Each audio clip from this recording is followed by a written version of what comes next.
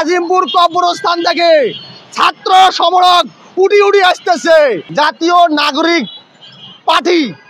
আরে ভাই, আপনারা নাগরিক আগে সেবা দেন, আগে রমজানদার ব্যক্তি যারা আছে এদেরকে সেবা দেন।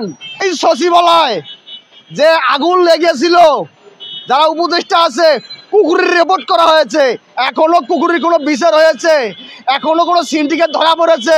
আমরা কি পেয়েছি?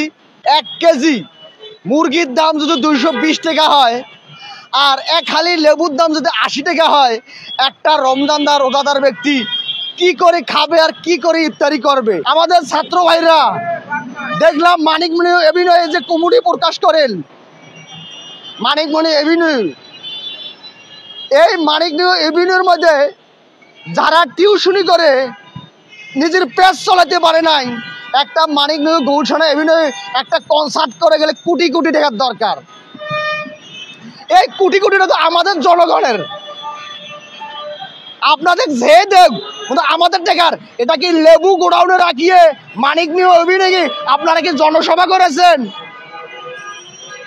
আমরা জানতে চাই, 18 কোটি মানুষ সবারই মনে প্রশ্ন জাগে। সারা জীবন রিক্সা চালালাম, 2005 সালে বৃত্তি দিলাম, 8ম শ্রেণী পাশ করলাম, এখনো রিক্সা চালাই, 3টা বাচ্চা নিয়ে চলতে পারি না। আর 6 মাসে আপনারা প্রেসিডেন্ট হইতেছেন।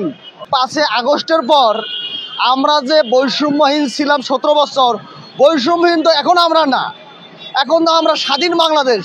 যে ছাত্রদের আম জনতা নিয়ে সবাই মিলে যুদ্ধ করে বাংলাদেশটা আমরা যে স্বৈরাচার পতন করে আমরা গণঅধিকার, মানবাধিকার, গণতন্ত্র ফিরে পেলাম।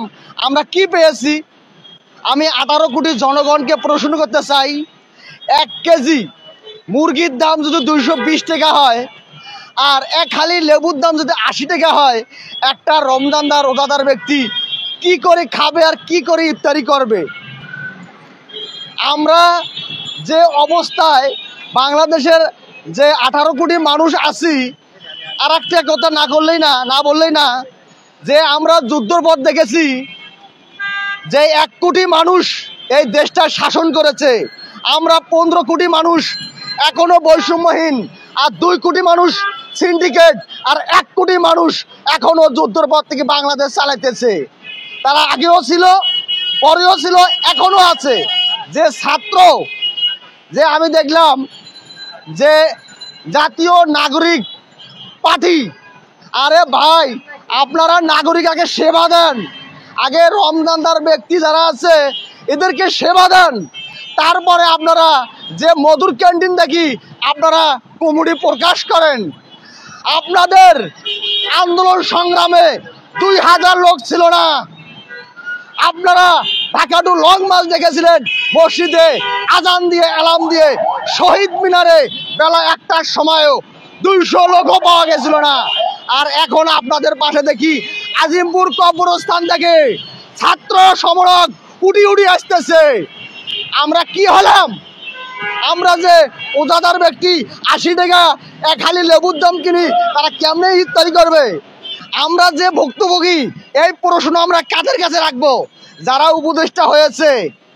এই সচিবালয় যে আগুন লেগেছিল, যারা উপদেষ্টা আছে কুকুরের রিপোর্ট করা হয়েছে, এখনো কুকুরের কোনো বিচার হয়েছে, এখনো কোনো সিন্ডিকেট ধরা পড়েছে।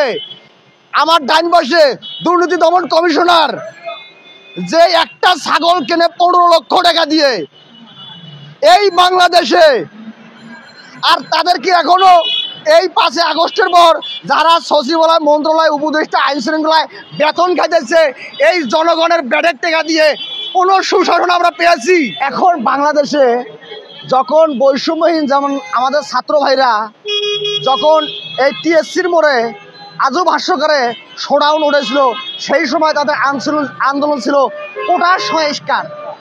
যে কোটার সংস্কার নিয়ে আমরা সবাই বৈষম্যহীন, যারা কোঠায় আছে তারা সবারই চাকরি হয়, আমরা শিক্ষিত স্টুডেন্ট, আমাদের কেন চাকরি হয় না?